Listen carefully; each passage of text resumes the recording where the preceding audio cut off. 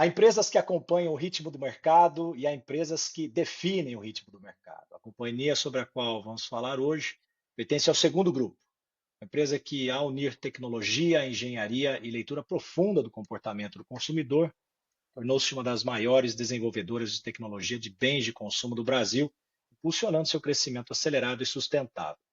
Mas essa jornada não acontece por acaso. Ela exige o envolvimento e a visão de líderes capazes de enxergar além da operação, de conectar logística, manufatura, compras e transformação digital em um único movimento estratégico. Líderes que já conduziram fusões complexas, reestruturações profundas e projetos de digitalização em escala global. No episódio de hoje do Conexão Comex, eu converso com Nestor Felpe, diretor de operações da VAP. Nestor, seja muito bem-vindo ao Conexão Comex. Muito obrigado, obrigado pelo convite. Um prazer estar com vocês. E bonita introdução, muito boa. Legal, é um prazer enorme recebê-lo aqui. Você tem uma trajetória profissional brilhante. Você é um executivo global, não é brasileiro, queria que você falasse um pouquinho disso e falasse dessa trajetória profissional e como você chegou ao cargo de diretor de operações da VAP, mas sei que você também se divide em outras funções, uma atuação muito natural de um profissional como você. Fala um pouco dessa ascensão profissional que você teve para nós, por favor. Legal. Bom, eu sou argentino, nada é perfeito na vida. Eu vim para Brasil no ano 2000, a convite de uma companhia americana, a Clorox.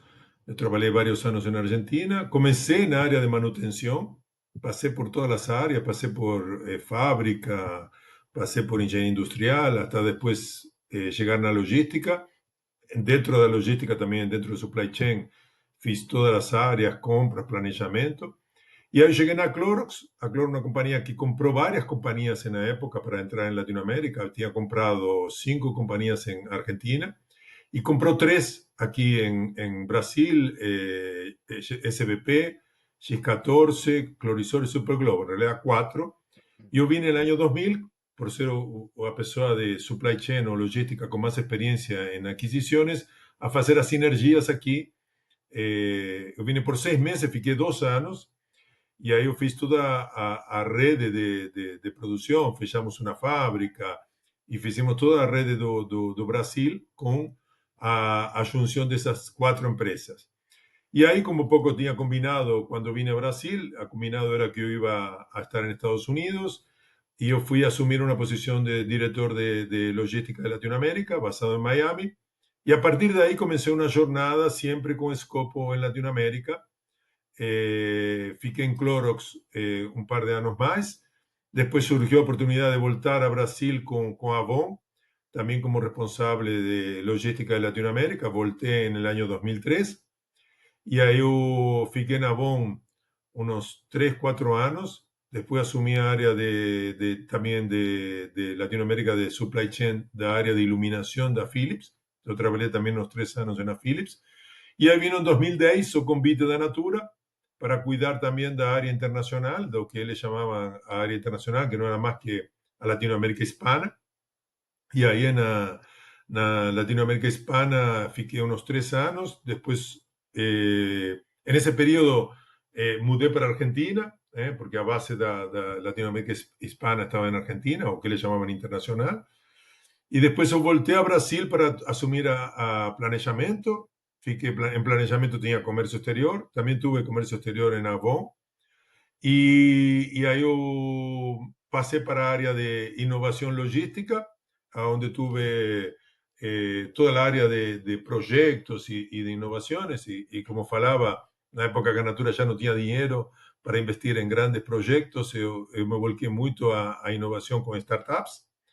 Asumí juntamente a área de logística, a área de distribución, lo que llamaba Natura Ciclo de Pedido. Y en la última etapa, yo fiquei haciendo integración entre Avon y Natura, donde tiene en Latinoamérica toda la iniciativa de proyecto de juntar desde suprimentos hasta el centro de distribución. Tenía 400 iniciativas no, perdón, 200 iniciativas y casi 400 millones de dólares de saving. Y ahí al final de 2022, cuando terminé ese proyecto, yo salí y comencé una jornada donde trabajé bastante como consultor, como consejero, E no meio de todo isso, eu fundei um grupo de startups, um grupo de inovação, que eu chamei Loctech, e esse grupo hoje tem 120 startups e quase 500 pessoas, onde a gente fala muito de inovação, fiz alguns projetos, e como consultor, fiz uma consultoria na VAP, en ese inicio de año o mitad de año, y en esa consultoría surgió la oportunidad de yo virar ejecutivo como director de operaciones da VAPE. Mantengo ainda siendo conselheiro de algunas empresas y mantengo ese grupo como mentor de varias startups. Y hoy estoy como responsable tanto da producción como da logística da VAPE, que es una empresa que es conocida por aquellas famosas lavadoras, mas hoy tiene más de 500 SKUs, É, trae casi 400 containers por mes, entonces es una volumetría importante de productos desde furaderas a aspiradoras a air fry, o que você imagine. Fiquei bien sorpreso cuando comencé a hacer la consultoría porque no imaginaba el tamaño y la complejidad de la compañía. é. Bueno, é uma baita trajetória, parabéns. Você sabe que a gente aqui na Ecomex atende a Mondial como cliente, né? E Puxa vida, no puedo hablar más con vocês, entonces. eu brinquei com um papo ali com a Mondial, que falou, todo mundo tem um Mondial em casa. E essa brincadeira eu faço aqui contigo. Todo mundo tem uma VAP em casa. Se não é a lavadora de alta pressão, é um ventilador. Se não é um ventilador, é uma extratora. Se não é extratora, é uma air fryer. Se não é uma air fryer, meu pai era fã da companhia. Eu sempre via ele com uma maquininha, com uma ferramenta da VAP na mão. E eu tenho as VAPs aqui em casa para uso doméstico, né? Os limpadores de alta pressão. Então, eu acho que todo mundo tem uma amarelinha em casa, viu? Y tem una marca que a VAPE tem adquirido que eu não conhecia, a Prodécimo, Ah, não que conheço. é uma marca muito antigua, não sei se estou pronunciando certo, que era uma marca de geladeras que foi comprada depois por Ah, Electrolux. Prosdóximo. É, você tem razão. Prodóximo, desculpa. Prosdóximo. É. Então, muita gente fala dessa marca que eu não conhecia, porque eu cheguei no Brasil no ano 2000, que tem É. muita memória, não, afetiva. E aí essa Muita, marca está sendo muita. utilizada por Que ABAP interessante, em eu não alguns sabia produtos. disso. É, Ah, que incrível. A própria VAP é uma empresa de origem europeia que foi adquirida por um grupo brasileiro, né? Hoje ela tem operação é, concentrada aqui no país, né? exatamente. Eu acho que está em Curitiba, se eu não me engano. Está em Curitiba, sim. Estamos, a matriz é em Curitiba e hoje tem operação em Espírito Santo e em Ceará. Vocês têm exportação desses produtos para algumas regiões, pelo que eu pesquisei. Eu entendo que sim. Paraguai, com certeza, não sei o resto dos países, mas Paraguai já tem um distribuidor lá. Ô, Nestor, falando um pouco aqui de supply chain, né? Para VAP, e para outras empresas, essas grandes empresas pelas quais você passou, a supply chain acaba sendo um processo muito importante que precisa responder rapidamente a toda essa intempérie global pela qual a gente está passando, né? Vocês aí na VAP têm sazonalidades? E a pergunta está conectada, como que essa dinâmica afeta a estratégia, a sua estratégia aí, e pode, obviamente, falar da tua experiência em outras empresas também, né? Afeta as questões relacionadas a planejamento e operação. Então, assim, a VAP, falando especificamente da VAP, acabamos de passar o Black Friday, uma data super importante para atender clientes. A gente tem sempre uma data que cresce e tem um volume, sempre tem um volume grande. Mas a gente que tem muitos anos na logística e no supply chain, eu diria que a logística passou de uma logística linear a uma logística caótica, ou um supply chain caótico. Porque antes a gente tinha um forecast, a gente fazia planejamento de 3 anos, aquele planejamento estratégico de 3 anos, e veia como ia crescer. E hoje esse planejamento se virou muito dinâmico, não? Então, assim, quando a gente vai no processo de SNOP, a gente precisa quase revisar, aí aparece o processo de CNOI, que não existia antigamente, aonde você tem que implementar esse NOP. Antes você fazia esse NOP e ficava, como falo muitas vezes, na foto, ficava congelado. Então você, sali desse NOP, vou produzir 100.000 unidades, vou fazer não sei o quê, vou fazer isso aqui, e você fazia 100.000 unidades e vendia 90.000 ou 110 e fazia nesse projeto. Hoje você começa a primeira semana do mês e já começa a ter problema. Por exemplo, aqui, ventiladores, que falamos. Se faz calor, começou este fim de semana a ser calor e não fazia calor. No SBP a mesma coisa, inseticida, não? Ou seja, você começa a ser calor, não começa a ser calor. Então, é muito dependente do que acontece com o tempo. E assim, até o tempo mudou tão loucamente, não? É, Antes o tempo era mais razonável. Então, agora você não sabe se vai ser calor. Em inverno faz calor, em verano faz frio. Então, assim, todo contribui para ter um supply chain muito mais dinâmico, muito mais caótico. E a gente se tem que adaptar a esse mundo caótico, aonde tem que ter señales do mercado e viver um filme. Já não mais viver uma fotografia. Tem que olhar toda semana. Então, assim, na Natura, a gente, dando outro exemplo, não? Tinha o SNOP, mas você tinha toda semana um processo de SNOI, que era um mini SNOP, onde você tinha uma reunião com vendas, onde você via tendência, então você terminava fazendo um mini SNOP toda semana. E aí a gente tinha inclusive um indicador, criamos um indicador que era capacidade de atendimento à superação. ¿eh? Así, no es más, voy a cumplir una... No, ¿cómo atendo 300% de superación? ¿Cómo atendo 200% de superación? Y como você, si no mide, no siente, creamos un indicador para eso. Olha, comenzamos con 100.000 unidades, más aparecimos aquí con 300.000 unidades. ¿Cuántas de esas 300.000 atendimos o no eu atendimos? atendo. Esas 200.000. Y a gente tiene indicadores de 90 y pico por ciento. Comenzó con 60, 70, pero tenía 95, 96. Entonces, a gente tem a capacidade, e isso acho que é um ponto importante, como você cria capacidade, capabilidade nas empresas de atender movimentos drásticos que você tenha, tanto de superação como de quiebre, não? E essa capacidade é super importante. Não sei se respondi tua É, pergunta. claro. E você trouxe uma questão curiosa que a Black Friday, né? Que ela traz um pico de demanda que não se mantém ao longo do ano, né? Eu entendo que ao longo do ano Não, você tem as flutuações de demanda, mas a Black Friday, excepcionalmente, ela traz para empresas como a própria VAP, Natura, Avon, né? Deve trazer um pico de demanda não planejado, né? E eu vi que a gente pode comprar direto no site da VAP nesse caso. sim, Aí sim, o dado ajuda, ou seja, o SNOP, como você disse, que você tem ali as mini versões dele, o time de marketing digital está em contato com o pessoal de produção para projetar essa Black Friday. Existe ali uma tentativa de entender a demanda ou não? Vocês se apoiam nessa capacidade extra de produzir o que quer que venha e seguem para uma Black Friday esperando o melhor? Como é que vocês fazem isso aí? Não, a gente tem hoje o e-commerce, não é uma forma representativa tão grande, nem na Natura era uma representação grande, né?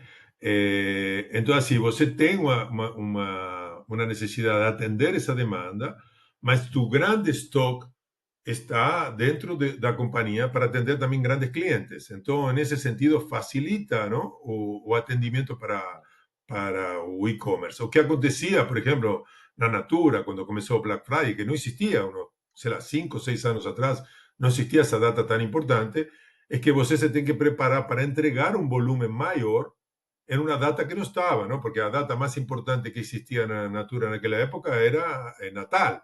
Aqui na VAP também o Natal começa a cair e o Black Friday começa a subir. Então, praticamente todo mundo compra no Black Friday e não compra no Natal.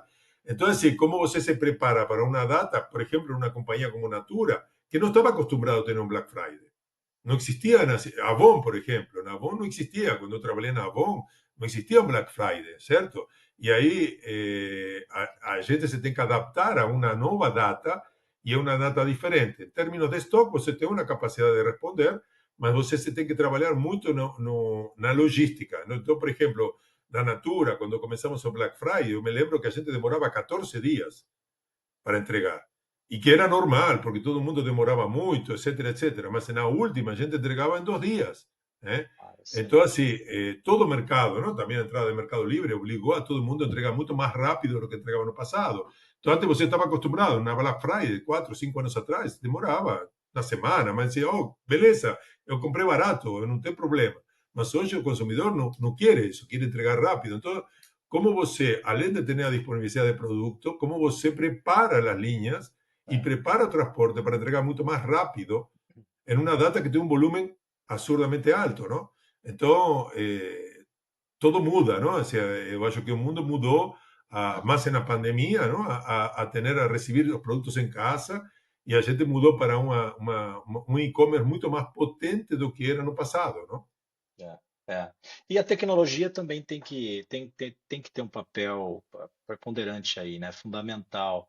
A gente Fundamental. conversava há pouco e você disse sobre a composição, a criação desse grupo de Logtechs que você fez. Hoje são aí cento e tantas startups e que você foi buscar no momento também de tentar fazer mais com menos e de estar em contato, de certa forma, com empresas que trazem no seu DNA inovação, né? Eu acho que as startups ou empresas de tecnologia, elas têm um papel fundamental no desenvolvimento de companhias como a Natura, a Avon, a própria VAP, não? Para dar Así, sustentabilidade nesse crescimento. yo sinceramente yo descubrí las startups unos 8, 9 años atrás. E eu entrei nesse mundo de cabeça porque você vê soluções muito simples que antes você tinha um trabalho para implementar nas corporações. Na época, na Natura, eu tive que fazer uma política nova para tratar startup, porque assim, você chegava, por exemplo, na Natura, e eu acho que o mundo evolucionou. As corporações, al princípio, acostumbradas a trabalhar com empresas, pedia pagamento a 90 dias. Quando a gente apresentava uma startup, a área de suprimento falava, não, mas você precisa apresentar 3 soluções para eu poder cotizar. Eu falei, não, então a gente criou um modelo de contratação só para startups. Ou seja, se eu indico uma startup, eu não preciso ter 3, não tenho um compliance de ter 3. Tinha outra coisa que sempre comento que me chamou a atenção quando comecei com as startups, a área de TI. Eu falava, meu formulário aqui obriga a ter um telefone fixo. E não tem telefone fixo. Eu falei, gente, por amor de Deus, a startup não tem telefone, tem um celular e o cara atende durante a noite, porque assim, o founder está lá desesperado. Não, mas é meu formulário aqui, que eu tenho muitos anos, tem que ter telefone fixo, tem que ter não sei o quê. E aí a gente criou uma política específica para poder começar com startup, porque era muito difícil entrar com startups. Hoje é melhor, mas estamos falando de 5, 6 anos atrás. É, com E na certeza. Natura tinha. Hoje a Natura já investe em startup. Naquela época era impossível pensar que a Natura ia investir em alguma startup. Então, muito menos trabalhar. Então, assim, foi toda uma jornada. Acho que as grandes corporações passaram por essa jornada. E a gente vê que tem soluções muito simples, não? Ou seja, e agora nesse trabalho que estou, cada vez que uma startup entra no meu grupo, eu tenho uma hora com ele, entendo como funciona, porque no final eu recomendo. E isso é importante porque hoje a grande dificuldade das startups entrar nas empresas é ter algum selo. Então, um selo, por exemplo, que a startup tem, é, estou no cubo de Itaú. Ah, beleza, se está no cubo de Itaú, já aparece uma startup mais séria, mas em logística. Se você vai para uma empresa e fala, ah, Nestor Felp está respaldando essa startup, é um especialista em logística que está dizendo que essa startup funciona. Então, para eu dar esse selo, eu preciso conhecer essa startup. Então, Claro. cada startup que entra, eu falo com elas e eu me surpreendo cada dia que eu falo com alguma startup da solução tão simples e tão fácil de entender. E a gente até se pergunta por que não pensei eu antes nessa solução, não? E traem soluções muito inovadoras. E eu acho que a gente precisa disso, não? Sair um pouquinho do básico e do corporativismo para trazer soluções mais simples e mais fáceis de implementar, não? Esse universo de startups, de fato, ele quebrou alguns paradigmas para as indústrias, né? Esse exemplo que você deu para trazer as startups para o mercado corporativo. Eu também participei de alguns processos seletivos a pedido de alguns clientes. E aí, olha, a TI tem esse tal do InfoSec, tem aqui um relatório de 10 páginas que você tem que preencher, cara, mas não cabe o processo tem que ser revisitado. Mas eu acho que hoje é fato superado. As startups têm uma abertura maior nas companhias, né? E o papel que você desempenha é fundamental para dar um direcionamento para esses pequenos empreendedores, né?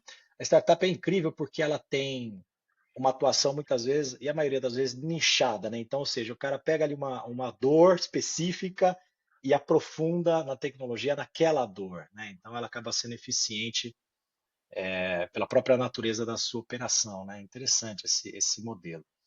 É, eu li recentemente, na verdade, alguns meses atrás, um relatório da Gartner que falava sobre dados, né? E o dilema, ele dizia o seguinte, olha, o dilema de todo CIO ainda estruturar dado, né?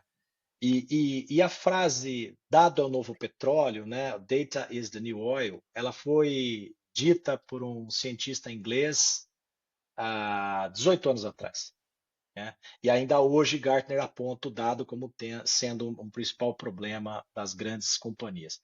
Por essas companhias que você passou, você percebe isso? Ou seja, a indústria sabe lidar com dados. Eu imagino tanto o volume de dados que uma Natura tem nas mãos, o volume de dados que uma VAP tem nas mãos. A VAP, Mm. excepcionalmente, é uma das poucas que eu vi no seu site institucional dizendo que é uma empresa orientada a dados, né? Isso é realidade na VAP, é a realidade nas outras indústrias pelas quais você passou? Como é que você enxerga essa questão do dado nas companhias? Eu não gosto muito dos dados o novo petróleo, porque a gente chama aquele negócio, o petróleo chama a um tema não sustentável, não? Então, mas é verdade, o dado é fundamental. Se você pode ter inteligência artificial, mas se não tem dados, não tem como usar a inteligência artificial. E se você não tem dados estruturados, é super importante. Eu, na Natura, tinha muito dado, né? E a gente foi construindo muitas informações. A VAP tem muito dado, né?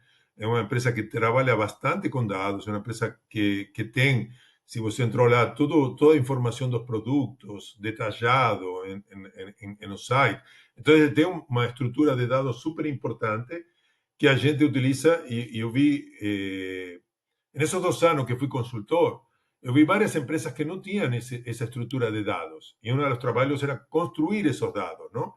Entonces, yo, por ejemplo, cuando entré en AVAPE como consultor, encontré muchos datos para poder traer una primera reflexión. Y yo en una semana, en 2 semanas, no tendría esa reflexión si no tuviera datos, ¿no? Toda la facilidad de tener datos me dio la posibilidad de traer insights más importantes. Entonces, los datos son fundamentales para você estruturar y además, o sea, no solo tenemos datos, sino tener datos estructurados, porque no es você jogar un monte de datos en un BI o en una base de datos y no está estructurado. Es importante a indexación de esos datos. Entonces, cuando você tem dados, tem indexación de dados, es súper importante para você comenzar a trabajar con ellos. O sea, y si você no tem, y si você no mide, no tiene indicadores, si no mide tu operación, no consigue mejorar. Y si você no tem dados, no consigue medir. Porque los dados son los que van a dar las ecuaciones de los KPI, ¿cierto? Entonces, si yo quiero medir variación de demanda, MAPE, etcétera, etcétera, yo preciso tener la venta real y preciso tener la venta que forecasteé. Y preciso tener todo eso en la misma base de datos para poder calcular el indicador. Entonces, es súper importante esa construcción de datos indexados dentro de una compañía. Es fundamental. Mas você vê maturidade nas companhias para o uso de dado estruturado, ou isso ainda é um problema? Apesar de ser No, fundamental e necessário. yo veo así, maturidad. No veo en todas las compañías maturidades, pero yo veo en la mayoría de las compañías a necesidad de tener esos dados. Algunas tienen una maturidad mayor que otras, algunas tienen sus dados en Excel, otras tienen un BI, otras tienen una base de datos, ¿cierto? Entonces, sí, tienen un Excel, es muy ruin, pero es mejor tener eso que no tener nada, ¿cierto? Entonces, todo el mundo está trabajando, procurando datos y juntar datos para poder tomar las informaciones. Por ejemplo, yo que trabajé en Latinoamérica, ¿cómo você gerencia un director de Latinoamérica gerencia México? ¿Cómo É, você gerencia Colombia? Entonces, você tem que entrar en un BI o en algún lugar que sepa el stock que tiene lá, a venda que tiene la semana, y você con eso consigue controlar a distancia o que está haciendo tu gerente de logística lá en México. Você no consigue, si no tiene toda esa información, controlar 7 o 8 países. Entonces, en esa función era fundamental. Entonces, cuando entraba en una compañía y me faltaba alguna información, mi trabajo era juntar esas informaciones y capturarla dos sistemas de ERP corporativos, para poder tener esa información dentro de un BI, dentro de una base de datos. Entonces, primera cosa es, si algún dado me faltaba, yo pushaba las informaciones que tenía cada país, si no, es imposible controlar 7 ou 8 países centralizados e saber o que está acontecendo. Sem dúvida. Eu brinquei aqui do dado novo petróleo, você chamou a atenção ali ao fato da sustentabilidade, né? Eu queria falar um pouco disso. Um relatório também ao qual eu tive acesso falava que no Brasil, das 100 empresas, grandes empresas que apresentavam uma política, uma suposta prática voltada para o ESG, 95 delas não era só discurso, não era prática, na verdade, né? Então, tem aí o tal do greenwash, né? Isso. Caracteriza um pouco desse cenário. Como é que isso se dava na Natura, aí na VAP? Na VAP eu dei uma pesquisada, eu sei que vocês têm uma presença feminina fortíssima no quadro de colaboradores, né? Um processo de reciclagem de plástico para ventiladores, economia de água nos testes aí dos lavadores de alta pressão. Isso é real. E nas empresas pelas quais você passou anteriormente, como que é esse foco? Te vou dar um exemplo que eu vivi. Bom, várias startups que trabalham com inteligência artificial falam dessa frase do dados é o novo Dado petróleo. novo Eu petróleo. fico sempre falando, olha, melhor colocar que o dado, respeitando o Gartner, quem sou eu para ir em contra do Gartner, mas o dado seria a nova energia renovável, certo? Vamos ser um pouco mais moderno que Bom, a bom Gartner. ponto, um bom É, ponto. a nova energia renovável que vai mover o mundo em forma sustentável. Então, voltando aqui, eu te vou dar uma experiência que eu acho muito interessante, que eu sempre falo nas minhas palestras. Quando eu trabalhava na Avon, entre o ano 2013 e 2006, eu via a Natura, não? A gente sempre vê o competidor, Boticário, Natura, e eu via a Natura falando, olha, esses caras aqui falando de sustentabilidade, deve ser tudo mentira. E assim, tantos anos em supply chain, você só fala de redução de custo. Você chega a redução de custo, redução de custo.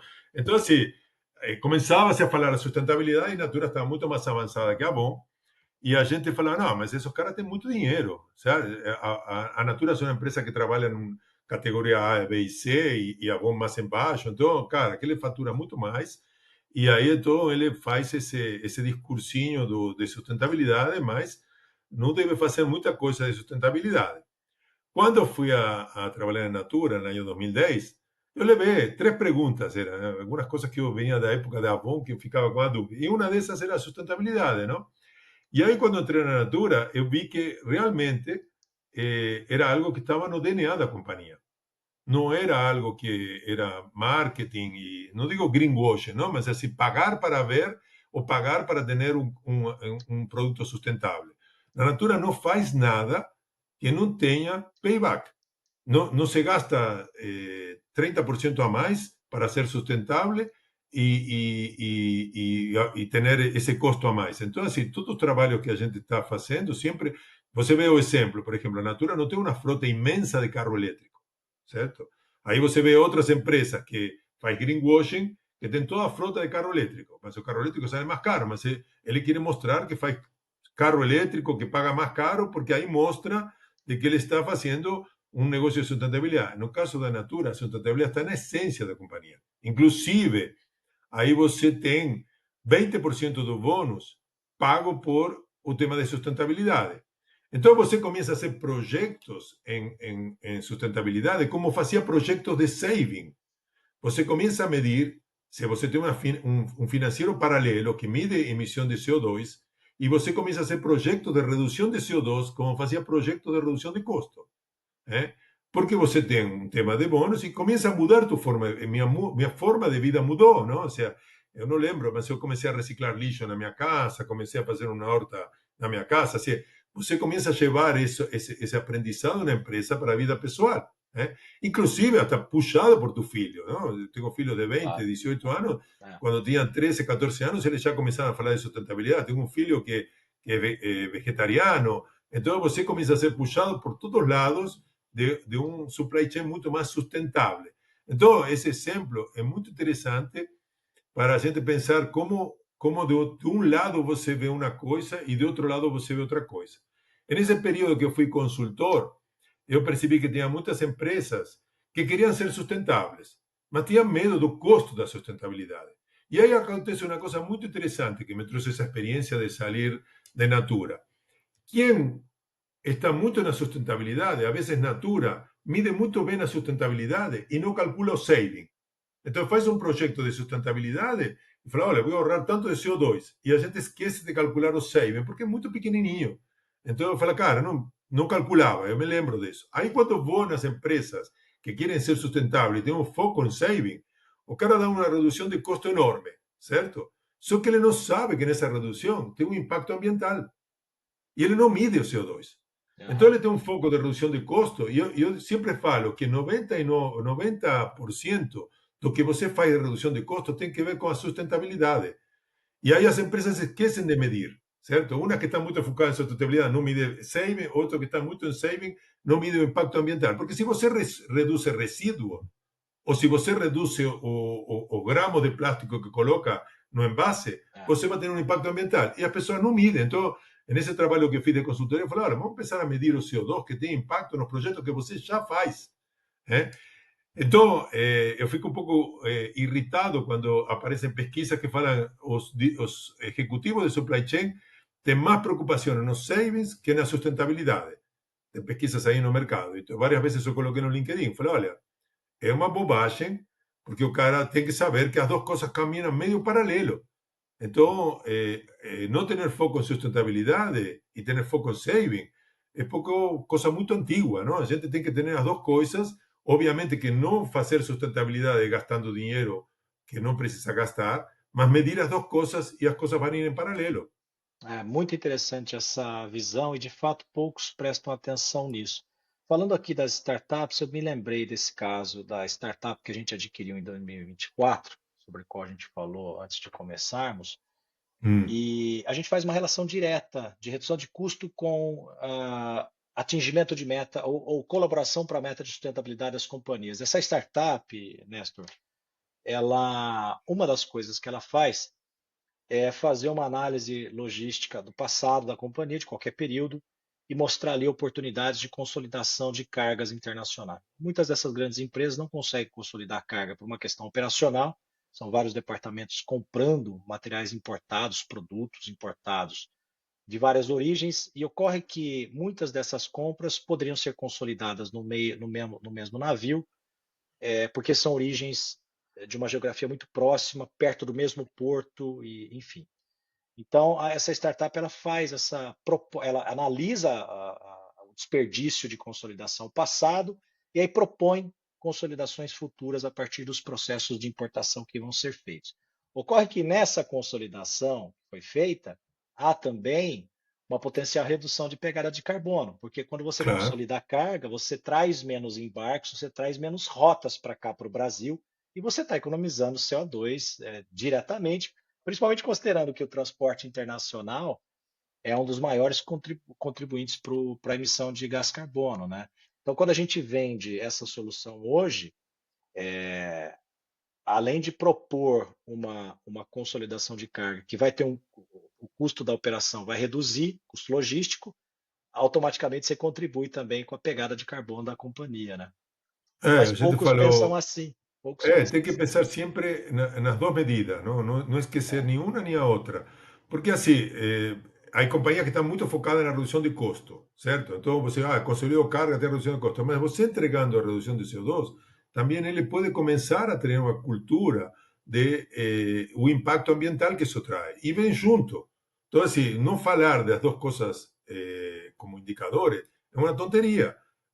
Então, precisa muito trazer esse pensamento para as companhias, tanto de redução de custos como de impacto ambiental. Falamos também da Logshare, que faz isso. A Logshare faz isso no mercado local, não tanto no comércio exterior, onde compartilhar cargas e ter backhaul. Mas te vou contar uma coisa mais interessante. Eu, como diretor de logística da Natura, a gente tinha um processo de medição de CO2 muito manual, certo? E eu sofria todo o tempo como diretor entregando isso, ¿no? Porque era un proceso, imagina, son 4.000 camionetas diarias, tengo que complexo, tener información de las complexo. camionetas, Muito y era un proceso manual. Y yo siempre falei, olha, voy a automatizar ese negocio, no aguanto más. Yo siempre automaticé todas las cosas que yo inclusive ahora en ABAP estoy en un proceso de digitalización muy fuerte, automatizando. Entonces siempre fui un cara de innovación buscando a transformación digital y buscando simplificar esos procesos. Mas eu fui para, como te falei, fui para a Sinergias de Amor e Natura e saí dessa função operacional e larguei isso. Quando vou a ver uma startup que entra no meu circuito nessa Logtech, ela tem um processo que era muito mais fiscal e de redução de custo, que era puxar os CTs. Quando eu vi essa solução, essa coisa que você pivoteia, eu falei, olha, você pode medir CO2. E o cara me mirou e falou, como? Eu sou um cara fiscal, sou um cara, mido aqui custo, mido não sei o quê. Não, mas você está puxando o CT, sabe a quantidade de quilômetros, sabe não sei o quê. Vamos levar isso à Natura. E levamos a Natura. A Natura contratou essa empresa. Então, assim, eu fiquei com um negócio pendente na minha vida corporativa, que depois, na minha vida como consultor, eu consegui solucionar dentro da Natura. É muito engraçado isso, não? Como esas startups que no tenían nada que ver con CO2, que era muy enfocado en costos y tributación, etcétera, etcétera, trae una solución de automación de medición de impacto ambiental que fue llevar para una Natura una solución totalmente automática. Incrível. Y ahí es muy interesante você ver eso, yo por lo menos veo interesante de salir da companhia e você ficar ainda com um problema na cabeça e falar, cara, tenho que resolver esse problema e encontrar o match, não? O matching perfeito entre uma coisa e outra. E a inovação é incrível, porque é assim que ela acontece. Né? Muitas vezes as pessoas falam, nós vamos criar aqui um projeto de inovação. Cara, tá, mas a inovação ela não cai do céu, ela vem de sinapse aqui, né? Ela vem de muito repertório, oportunidades e um olhar muito atento para tudo aquilo que você vê.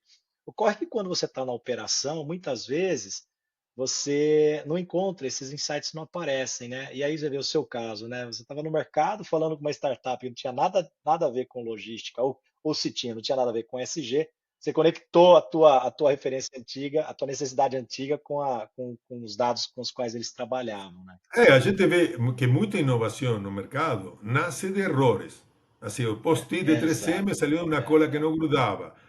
A caneta essa que agora usa todo mundo para emagrecer, nasceu para tratar de outro tema. Aí você vê um efeito secundário, e como aconteceu aqui, eu vi uma solução, que eu falei, gente, essa solução aqui resolve aquele problema que eu tinha lá 3 anos atrás.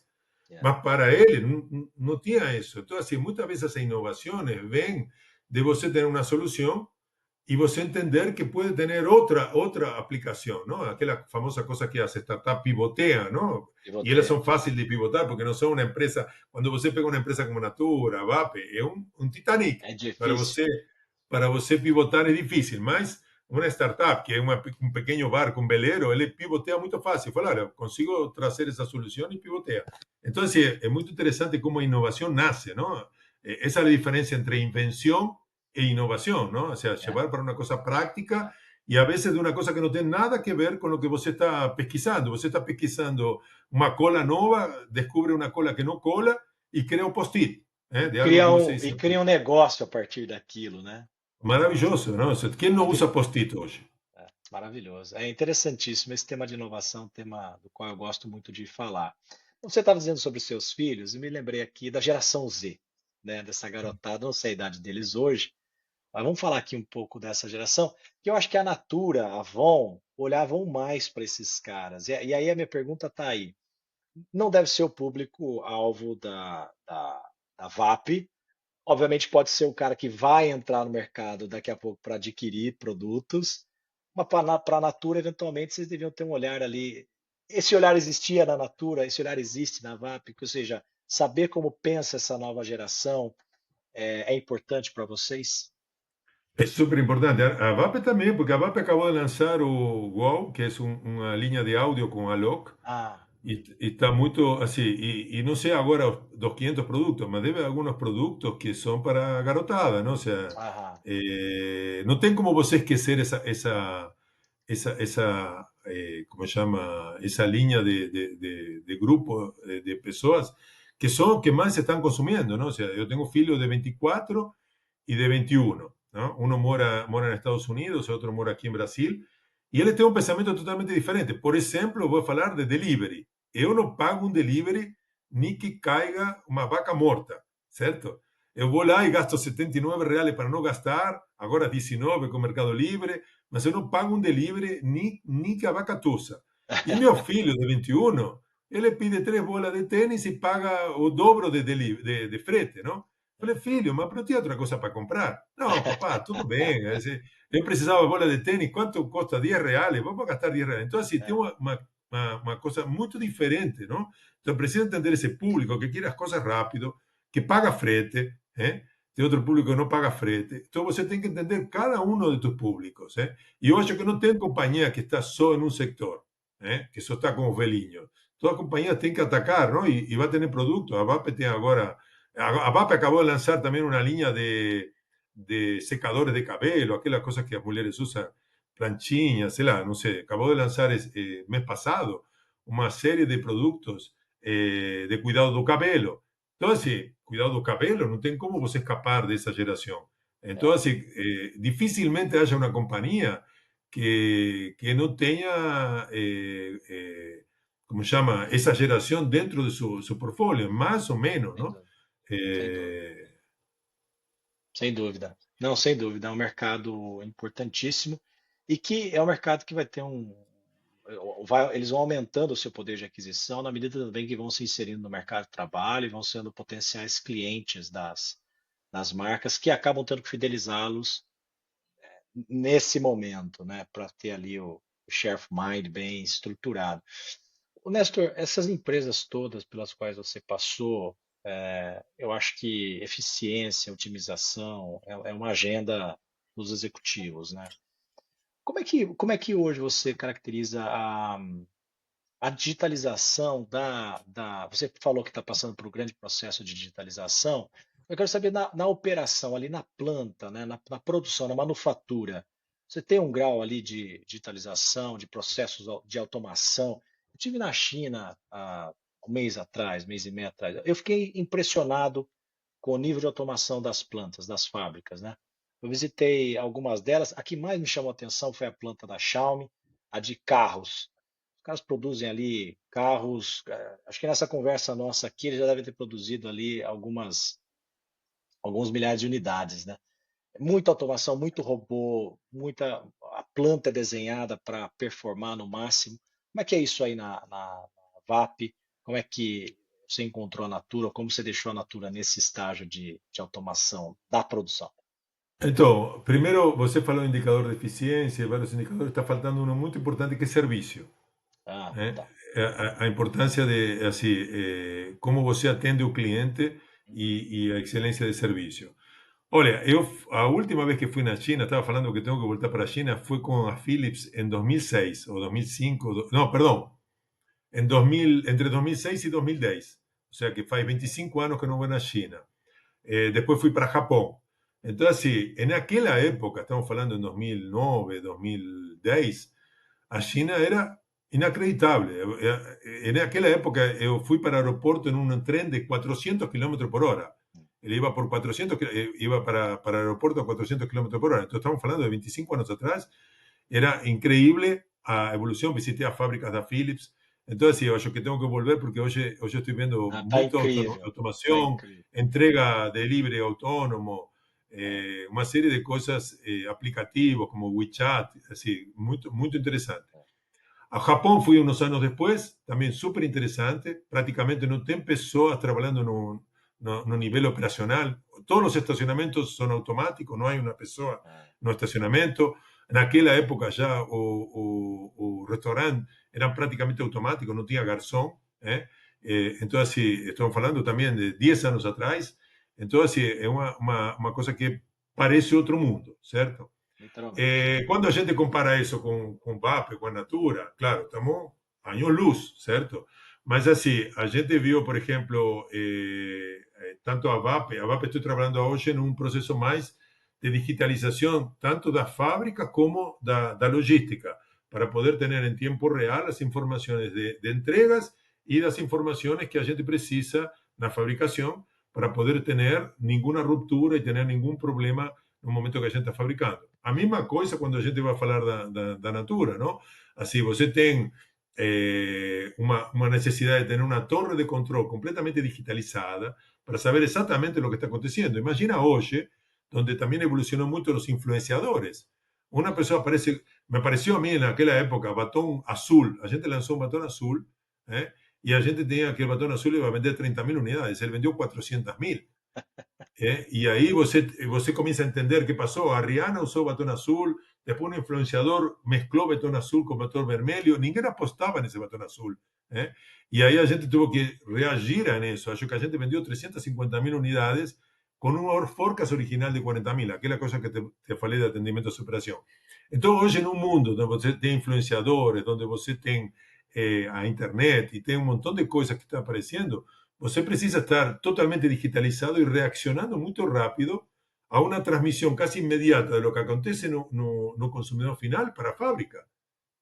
A fábrica tem que fabricar praticamente o que você está vendo no mercado, ¿no? E se a temperatura aumentou, você tem que começar a fabricar imediatamente os produtos que têm que ver com a temperatura, ou que têm que ver com outras variáveis. Então, a digitalização é super importante para essa conexão ser muito rápida. Você lembra, você escutou alguma vez do jogo do VR Game? Beer game? É um jogo que mostra várias pessoas em várias etapas do supply chain e ele termina com todo mundo com um monte de estoque, porque ele começa a dar señales analógicas para cada uma das etapas isoladas. Não Esse, conhecia. esse VR Game te mostra que se você não se comunica entre todo ele da campanha, e é uma coisa muito antiga, a gente mostrava como tinha que se comunicar. Hoje, o VR Game não deveria existir mais, porque você está conectado entre o barzinho e a É, fábrica de cerveja. é, Entendeu? Como é, você tem um caso super importante do C-Delivery, não? Eu conheci o é, C-Delivery iniciando, né? Então sim. você tem praticamente uma conexão direta entre o barzinho, aquele barzinho que está vendendo cerveja a mais, com a fábrica. Então É, imediatamente você tem acessível. E se o barzinho começou a vender menos, a fábrica tem essa informação em é, tempo real. Não dá para esperar um mês, não dá para esperar uma semana, porque senão você começa a construir um estoque enorme. é. Mas isso no back-office e na parte mais operacional ali. Mas na produção, você vê esse nível de automação também para acompanhar a demanda gerada por esse outro lado da inovação? A fábrica se parou de ser uma fábrica fechada, que produz forca, que busca eficiência, é uma fábrica que tem que ser cada vez mais flexível e estar fabricando o que o cliente está precisando. Então, na Natura, a gente implementou um software que ele permitia ver a troca de linha, permitia ver a facilidade da mudança de cada uma troca de linha, e a gente conseguiu reduzir 30% esse indicador, mas porque a fábrica tem que trocar permanentemente. É, Então, esse software o que fazia é, como te falei, toda semana eu replanejava todo. Então, toda sexta-feira replanejava a fábrica completa. E durante a semana também replanejava. Mas tinha um grande replanejamento na sexta-feira. Então, começava na quarta com uma tendência, na quinta verificava insumos, se eu tinha insumo, e na sexta, sabendo que os insumos iam chegar, eu replanificava a fábrica. E a fábrica tinha que trocar de linha permanentemente. Então, o que esse software fez? Eu tenho uma gama de produtos com o mesmo envase. Ele manda colocar um atrás do outro, para não trocar linha. Eu tenho Cronos 30, 50, só troco o rótulo. Então, manda colocar. Antes, nesse software, a gente trocava a linha, o que chegava o insumo e trocava. Então, assim, você cada vez mais tem que trazer toda a inteligência do software, dos dados. E agora, nessa época, não havia inteligência artificial. Imagina hoje com inteligência artificial, não baixa 30, baixa 50. E a é, fábrica, e aí você vai colocar na fábrica robots, vai colocar toda a automação. Cara, ele vai trocar cada hora, vai ser um produto diferente cada hora. é impressionante. Se você pudesse, a gente falou aqui de colaboração, né? Do PR Game e tal, e tem uma questão aí de colaboração na cadeia. Colaboração, você acha que é uma característica, é uma tendência futura cada vez mais forte da cadeia global de suprimentos? Tem alguma outra, por exemplo, que você vislumbra que seja, olhando para o futuro de supply chain, o que você acha que vai ser uma mudança que vai ser tendência em termos operacionais, para Olha, estar cada vez mais escala? tem muita coisa de tecnologia chegando. Inteligência artificial, obviamente, que vai ter que permear toda como se llama, toda la organización. Entonces, por ejemplo, yo voy a querer transferir un producto de un CD para otro. La inteligencia artificial me puede cuestionar. Hoje é o cálculo matemático e humano. Então, a inteligência artificial foi, por que você não traz del outro CD? Porque vale mais barato, não é mais fácil você fabricar? E aí ele vai começar a fazer coisas que são malucas e que você hoje está limitado por ser cartesiano. Né? Hum, Ele não é cartesiano. Então, ele vai trazer soluções que você nem imagina. Obviamente que vai ter que ter um humano, como se todo mundo fala da inteligência artificial, olhando. Hoje eu faço minhas palestras, meus mensagens, uso muito inteligência artificial, só que depois eu limpo, é. porque a vezes a inteligência artificial ele traz algumas coisas que não faz sentido. Algunas faz sentido, você dice, opa, eso aquí no había pensado, mas otras no faz ningún sentido. Recientemente yo vi una consultoría que recomendó determinadas cosas que no existían, porque la inteligencia artificial inventó y ninguém fue a chequear eso. Entonces, sí, tem muita coisa que carros autónomos, delivery autónomo, tem aquela de drones que vai entregar com drones, tem muita coisa. Mas o que eu falo nas minhas palestras, que tem uma coisa que é muito simples e que está dentro de nós, que é a colaboração. Porque eu tenho que competir na logística. Eu não deveria competir na logística. Eu deveria competir em qualquer outro lugar que não seja logística. Então, parte disso é parques industriais logísticos. Agora as pessoas se juntam em um mesmo parque, utiliza sinergias, é uma tendência, certo? Antes cada um tinha seu armazém próprio, não tinha uma única porteria, agora já temos isso. Falamos da logística de transporte, porque a gente não colabora em ter mais transporte. Então, você está trazendo da China, porque a gente não junta cargas para traer da China com outras empresas. Então, assim, eu falo minhas palestras brincando, um cara da Pepsi fica bravo comigo, porque a Pepsi e Coca-Cola têm que ir em caminhões separados. Né?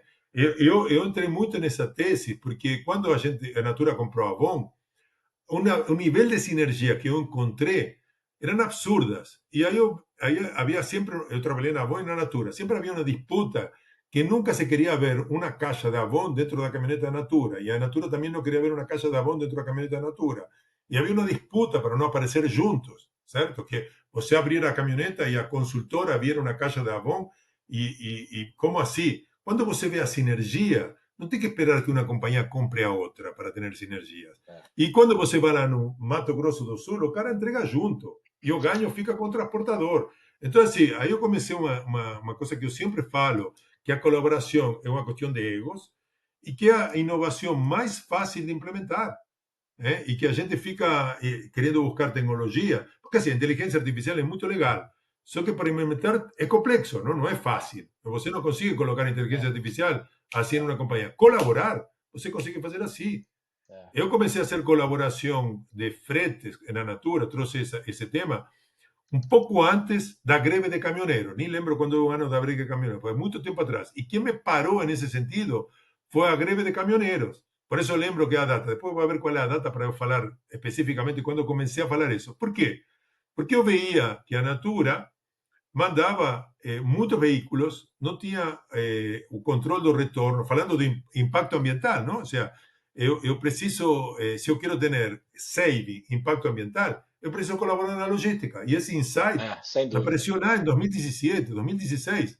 Eu falei, olha, eu vou começar, inclusive eu até falava de criar uma empresa de logística, o cara quase me queria matar. Mas assim, como a gente consegue colaborar na logística? É a inovação mais radical e mais simples de implementar.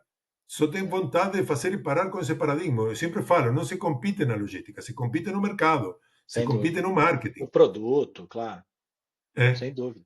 É uma visão bastante inovadora, sem dúvida que é. Muito, muito legal. Nestor, que bom que você deixou a Argentina, veio trabalhar no Brasil para poder inovar e melhorar as nossas indústrias, viu? Que legal, foi um papo incrível. Gostei muito de ter te conhecido e ter falado contigo. Sucesso para beleza, muito você e bom. até a próxima oportunidade, cara. Muito obrigado por convite e um prazer estar aqui. Já virei brasileiro, casi. Eu sou um argentino que não desiste nunca. Então, muito obrigado por convite. Grande abraço. Tchau.